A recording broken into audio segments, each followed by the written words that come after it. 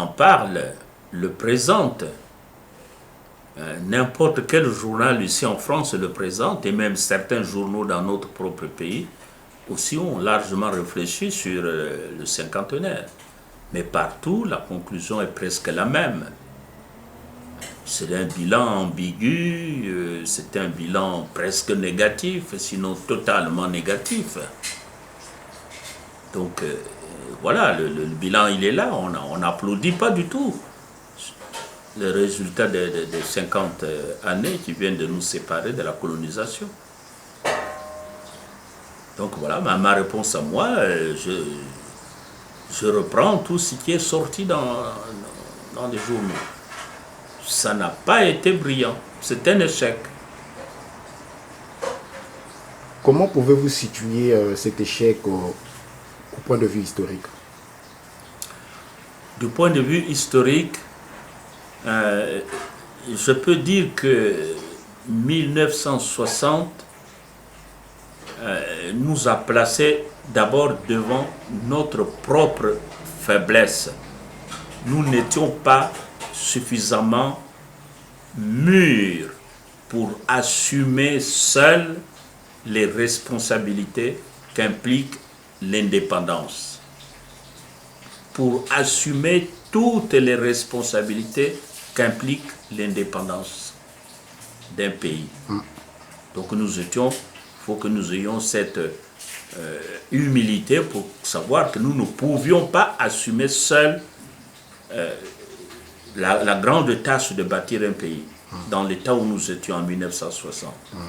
Donc les accords pouvaient s'expliquer par là. Bien qu'à cette époque, moi j'étais des jeunes, de ceux-là qui n'acceptaient pas du tout qu'il y ait des accords d'indépendance. Mais après réflexion, vous pouvez dire oui, bon, c'était la jeunesse. On ne pouvait que marcher dans le cadre un peu des traités qui avaient été conclus à cette époque. Mais malheureusement, il y a le terme d'un traité, il y a la lettre d'un traité et il y a l'application d'un traité. La lettre de ces accords, je viens de le dire, était une sorte de servitude compte tenu de notre état de faiblesse, mais l'application n'a pas été du tout bonne. Et c'est pour ça que nous avons eu énormément de problèmes. Tout dernièrement à Besançon, j'ai dit que ceux qui devaient nous assister, parce que ces accords, c'était des accords d'assistance, ceux qui devaient nous assister ont failli à leur tâche. Ils sont restés un peu encore dans l'orbite ou dans l'esprit de la colonisation. Et je dis même à Besançon qu'ils ont failli sur ce plan. Mais nous-mêmes, nous n'avons pas fait l'effort de mûrir, d'aller de l'avant. Nous nous sommes mis à reculer, à rejoindre ce qui se passait avant la colonisation, le problème de tribalisme, du régionalisme, le problème de la mauvaise gestion de l'argent. On ne regardait pas l'argent comme un bien public, on regardait l'argent comme quelque chose qui ne nous appartenait pas, qui ne nous demandait pas de responsabilité. Et puis surtout la notion de pouvoir. Nous avons été sous la colonisation dominée, nous étions sous la coupe du pouvoir colonialiste, mais quand nous avons été déclarés indépendants, mais nous n'avons pas changé de vision du pouvoir. Chacun voulait un peu gérer son propre pays, ses propres concitoyens, comme les colons nous géraient avant. Des choses comme la nation, des choses comme le territoire national, des choses comme le peuple, le développement, tout ça ne nous ont pas tellement préoccupés. Et je crois que c'est cette faillite, cette double faillite des accords de 60, au niveau de ceux qui devaient nous aider à avancer, à progresser, et au niveau de nous-mêmes qui devons faire un effort pour nous améliorer.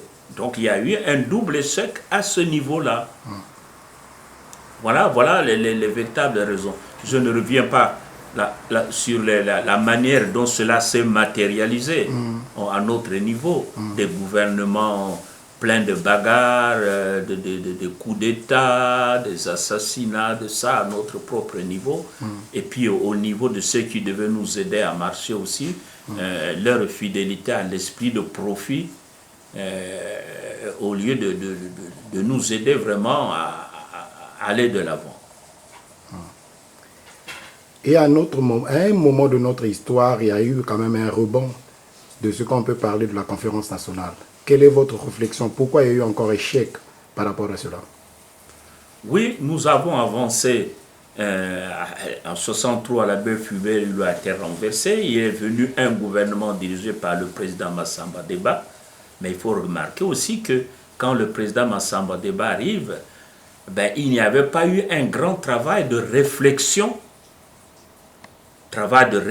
sur le régime qu'on venait de quitter, et un travail de réflexion sur celui qui devait nous gérer après 63. Il y a un vide sur ce plan-là. Il n'y a pas eu un bilan bien analysé objectivement sur Youlou, et il n'y a pas eu non plus une projection bien analysée sur le président Massamba Deba. Donc là aussi, nous avons avancé un peu comme ça en tâtonnant. La preuve, nous sommes allés vers le socialisme scientifique, c'est-à-dire le communisme, un peu par sentimentalisme aussi. Donc ce n'était pas du tout réfléchi. Il y a des gens qui avaient dit que le communisme ne marcherait pas parce qu'on n'en remplissait pas les conditions, mais ces gens, ils ont été assassinés en 65. Je pense à Matsokota, qui avait dit qu'on ne peut pas faire le communisme dans l'état où nous sommes. Nous devons encore mûrir pour pouvoir vivre dans un tel régime. Mais il a été assassiné. Donc nous avons continué de 65 dans la rêverie méchante qui était le régime proclamé en 64, que le MNR. Et quand en 68 le président Ngouabi arrive, et lui aussi, il ne vient pas avec un programme bien réfléchi. Vous connaissez le tâtonnement, réajustement, proclamation du marxisme, répression du coup d'État, et ainsi de suite. Donc nous n'avons pas eu vraiment un chemin bien tracé, bien réfléchi. Nous ne savions pas qu'est-ce qu'on a abandonné et qu'est-ce qu'on a adopté après. Au moins réfléchi dans un certain délai. En 68, Ngouabi arrive, on ne sait pas du tout qu'est-ce qui nous amène. Il fallait travailler de l'intérieur pour essayer de tracer le chemin. Alors le marxisme a été choisi en 69. C'est la même chose que le communisme du MNR, malgré le changement de terme. Et ça n'a rien donné. Alors quand après Ngouabi, on dit bon, le mur de Berlin est tombé, il n'y aura plus de marxisme. On a dit le PCT choisit le socialisme, mais il n'est pas défini. Jusqu'aujourd'hui, on n'a jamais défini le socialisme choisi après l'abandon du marxisme-léninisme. Voilà. Donc, depuis l'indépendance, nous allons toujours de surprise en surprise, d'échec en échec. Nous constatons un échec, mais nous ne savons pas du tout ce que nous devons faire pour qu'il n'y en ait pas un autre demain. Je reviens encore à ma question. C'était normalement de savoir pourquoi le rebond de la conférence nationale ne nous a pas permis de décoller une fois. Oui, la conférence nationale a été un grand moment. Je crois que dans notre pays, il n'y a personne qui peut soutenir le contraire. Je dis un grand moment parce que d'abord, ce n'était pas une réflexion spécifiquement congolaise. C'était une réflexion, je dirais, internationale.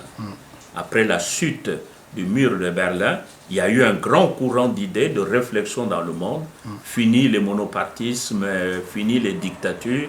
Il faut ouvrir les gens à la démocratie.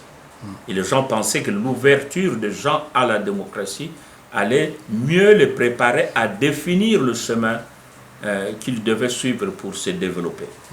Donc il y a eu cette espérance dans le multipartisme. Et nous n'étions pas les seuls à faire une conférence nationale. Mais notre conférence nationale avait quelque chose quand même de très très bien fait, c'est que de très bien, qui est historique, c'est que nous nous sommes retrouvés sans querelle, contrairement à ce que les gens pensent. Le régime en place a accepté qu'il y ait une conférence nationale. Et les conférenciers ont parlé sans chercher à avoir la tête du président Sassou.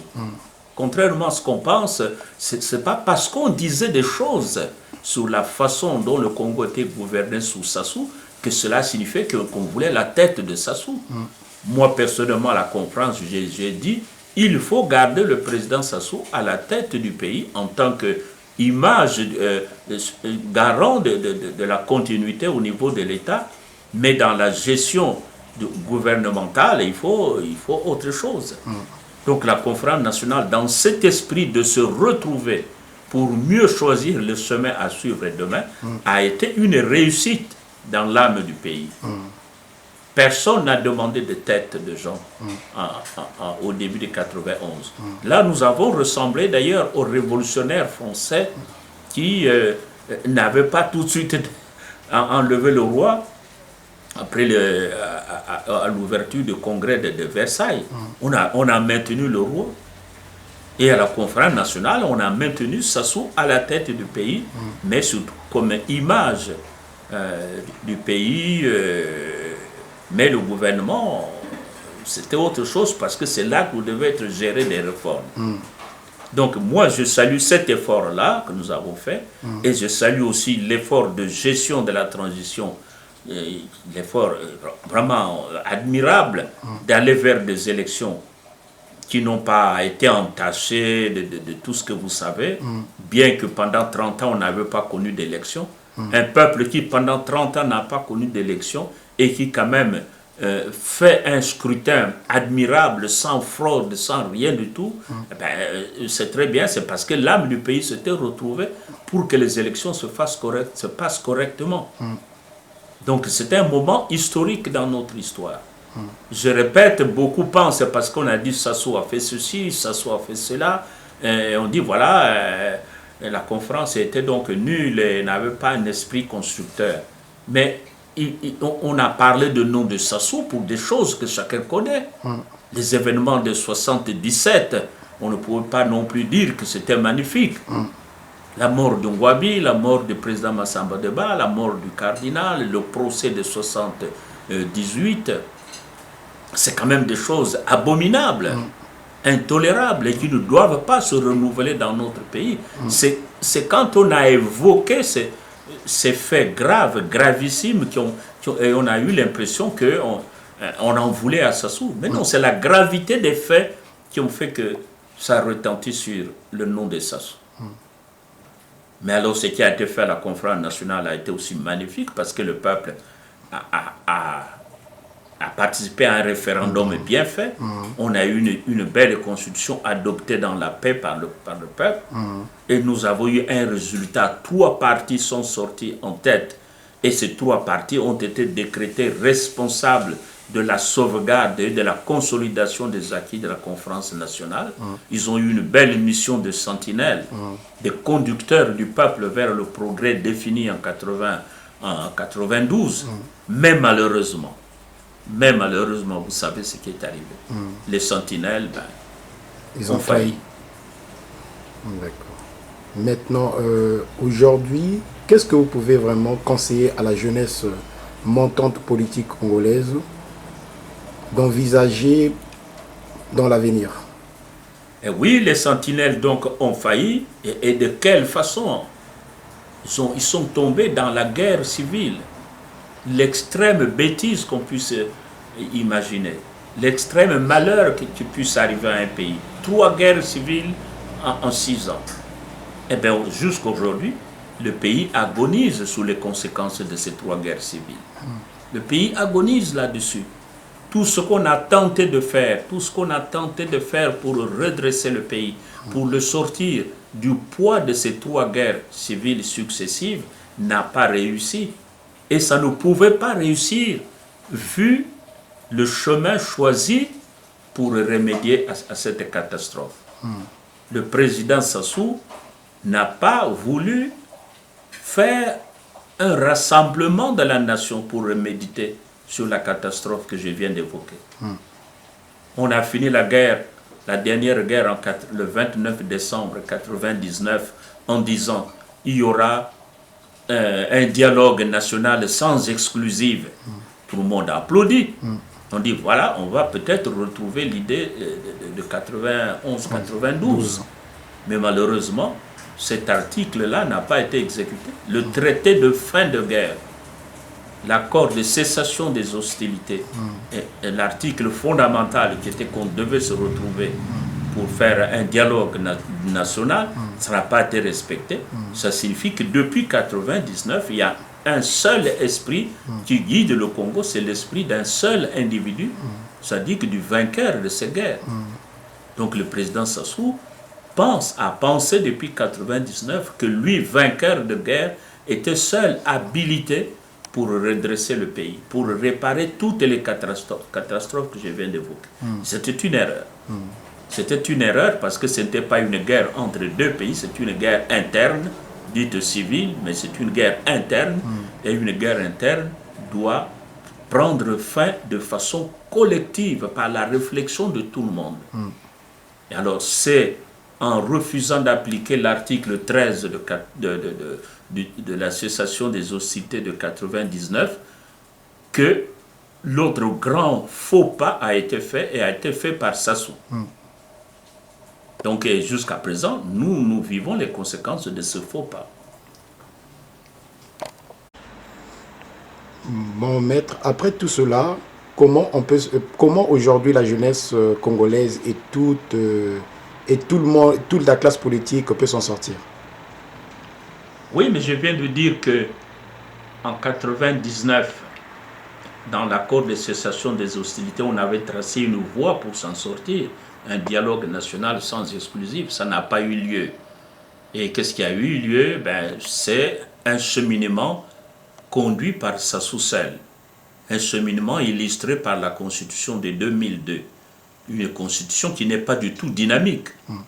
C'est une Constitution qui nous a immobilisés dans le désastre laissé par les guerres. Le président est irresponsable dans ce sens, qu'il ne rend compte à personne. Le Parlement est irresponsable dans la mesure où il n'a même pas l'idée d'interpeller le pouvoir exécutif, le pouvoir qui gouverne. Donc tout est bloqué depuis ça. Et c'est pour ça que je dis la Constitution de 2009, c'est la deuxième cause de notre catastrophe. Après le choix fait par Sassou de rejeter le dialogue national, et la Constitution de 2002, c'est vraiment la catastrophe actuelle du pays. Parce qu'on n'avance pas. Il y a un président qui ne rend compte à personne, des députés qui ne savent pas pourquoi ils sont députés. Alors voilà, et c'est bloqué. Tout le pays est bloqué, tout est bloqué. Alors moi je propose que si vraiment nous voulons tous en sortir, c'est de dire, il faut qu'on se retrouve. Il faut qu'on se retrouve comme ont fait tous les pays qui ont eu une grande catastrophe.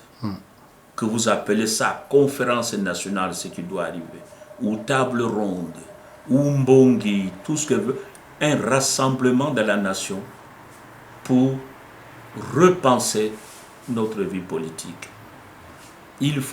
Ce n'est que par là qu'on peut. Le président est bloqué, l'Assemblée est bloquée, la jeunesse congolaise est bloquée. Il n'y a rien qui bouge dans le pays. Il y a peut-être une grande force qui se fait sentir, c'est la presse. Mais la presse écrit des choses sans qu'il y ait un endroit où ces choses peuvent rebondir. Donc vous voyez beaucoup de critiques dans la presse, beaucoup de choses qui sont dites, beaucoup de suggestions y sont données, mais il n'y a aucun endroit, si vous voulez, il n'y a aucun sillon sur lequel ça peut tomber et germer. Donc il faut repenser la vie politique, et ça ne peut se faire que dans la paix, dans la fraternité, c'est-à-dire dans le cadre d'une conférence nationale ou d'une table ronde ou d'un bongui, comme vous voulez. Sans doute, il y a eu déjà la conférence de 91 et il y a eu la suite. Mais il ne faut pas faire la confusion entre la conférence de 91 ce qu'elle a produit et la faillite de Sentinelle. Il ne faut pas faire la confusion. La conférence nationale était tout à fait bonne. Malheureusement, ceux à qui le peuple a donné la responsabilité de continuer de faire marcher encore les acquis de la conférence nationale ont failli. Donc la conférence nationale est une chose inéluctable. C'est le meilleur chemin pour que nous nous retrouvions, pour qu'une nouvelle génération germe dans le pays et que les jeunes se retrouvent et disent ce qu'ils ont à dire. S'ils voient des insuffisances dans la conférence de 91, ils le diront à ce moment-là et ils vont donc perfectionner leur conférence à venir. Mais c'est une bonne chose. Mais en dehors de ça, je ne vois pas un autre chemin bienfaisant. Sinon, on va encore retrouver des complots, on va encore retrouver de ceci, de cela. Même la démission, si jamais le président Sassou démissionne, comme certains le lui demandent, si cette démission se produit sans qu'il y ait une conférence nationale après, ça ne portera pas un grand fruit. Voilà. Voilà, moi c'est mon message. C'est vraiment, il faut retourner à cette idée-là de se retrouver, etc. Je vais peut-être terminer en disant, vous voyez, nos ancêtres ont un proverbe qui disait, bon, mais quand on perd son chemin, eh ben on ne sait plus où aller, au lieu de tâtonner là où on est complètement troublé, on ne sait plus où aller, mieux vaut retourner à ce qu'on appelle le croisement. Dans la langue du Pôle, on dit à Magambou, là où on a les chemins se croisent, il faut peut-être retourner là-bas. Ça, c'est les anciens qui ont donné cette orientation. Mais les anciens, en donnant cette orientation, n'ont pas dit qu'on retourne passivement à Magambou, au croisement. On ne retourne pas passivement. On retourne là-bas en réfléchissant. Pourquoi j'ai perdu le chemin une fois que j'avais quitté ce carrefour? Où ai-je perdu le chemin? C'est peut-être pas là où on s'interroge, c'est peut-être à partir du carrefour, on a un endroit donné, à un endroit donné, à un moment donné, on a perdu son chemin. Donc on retourne en réfléchissant. Et quand on arrive au point du carrefour, le point fondamental qui est le carrefour, à ce carrefour, on regarde pas n'importe où, on réfléchit où est le bon chemin. Donc, la référence vers un carrefour implique, vers une conférence nationale bis, implique la réflexion. Tout en retournant vers la conférence nationale, on réfléchit pour que le chemin qu'on va retrouver soit quelque chose de bien bâti. Quel contenu donnez-vous à votre proposition de conférence BIS? Moi, c'est le contenu que je donne à cette conférence BIS, c'est d'abord de dire c'est la seule solution. Parce que toutes les autres solutions risquent d'être semblables à celles qu'on a eues après la conférence nationale. C'est-à-dire des guerres, des affrontements. Donc, c'est la seule solution. Et puis nous pouvons aussi nous aider de ce que d'autres pays qui ont suivi la voie de la conférence nationale ont fait pour mieux réussir. Comme à l'Afrique du Sud, c'est le cas historique, on ne peut ne pas faire référence à l'Afrique du Sud. On ne peut pas. Alors il faut dire l'Afrique du Sud, pourquoi ça a bien réussi? Mais parce que l'esprit des gens était différent de chez nous. Parce que l'esprit des gens était différent de chez nous. C'est-à-dire? Eh bien, beaucoup n'avaient pas bien apprécié la conférence nationale tout en y participant. Parce que quand on voit les critiques qui ont été faites après, montrent bien que les gens n'étaient pas sincères et bien qu'ils y aient participé. Je prends le cas de Feu Noumazalaï qui a dit que la conférence nationale a été un coup d'état civil. Et pourtant, il a participé à cette conférence nationale. Oui, cette phrase est de Noumazalaï. La conférence nationale a été un coup d'état civil. Donc, si nous allons à la conférence nationale, il faut y aller avec un cœur sincère, avec un esprit sincère. Et non pas y aller en jouant un peu à l'anzimba. Tu vois, cet esprit, le jour, il est là, la nuit, il se transforme en démolisseur. Donc il y a déjà cet esprit. Nous allons à la conférence nationale pour bâtir, et non pas pour aller faire du faux jeu. L'Afrique du Sud, ça a réussi parce que tous y sont allés avec un cœur vraiment constructeur. Et ils ont abordé les problèmes aussi avec un cœur réconcilié d'avance. Ils sont allés vers la réconciliation déjà en étant réconciliés chacun intérieurement. Donc il y a ça qui est important. C'est l'esprit d'aller à la conférence nationale. Il faut qu'on y aille avec sincérité. L'exemple de l'Afrique du Sud, il y a eu quand même une commission vérité et réconciliation. Comment envisagez-vous, quel terme ou quel contenu donnerez-vous à cette réconciliation, vérité et réconciliation? Oui, mais la vérité et réconciliation, c'est un contenu, un chapitre, une thématique de la conférence nationale. C'est un chapitre. Et comme nous allons mettre dans cette conférence nationale des problèmes de la Constitution, les problèmes de l'économie, les problèmes de l'enseignement, les problèmes de la construction de la nation. La vérité et réconciliation, c'est un chapitre de la conférence nationale. Je dirais même que c'est la conclusion finale. C'est la conclusion finale. Alors, vous n'allez pas mettre en avant, privilégier réconciliation et vérité si vous ne commencez pas par reconnaître ce qui est arrivé. Si vous ne commencez pas par reconnaître le tort que vous avez causé aux uns et aux autres, les erreurs que vous avez commises, le mal que vous avez fait. Donc, la réconciliation suppose reconnaissance de fautes, regrets, confession, tout ce qu'on voudra, et réparation. Et à ce moment-là, la réconciliation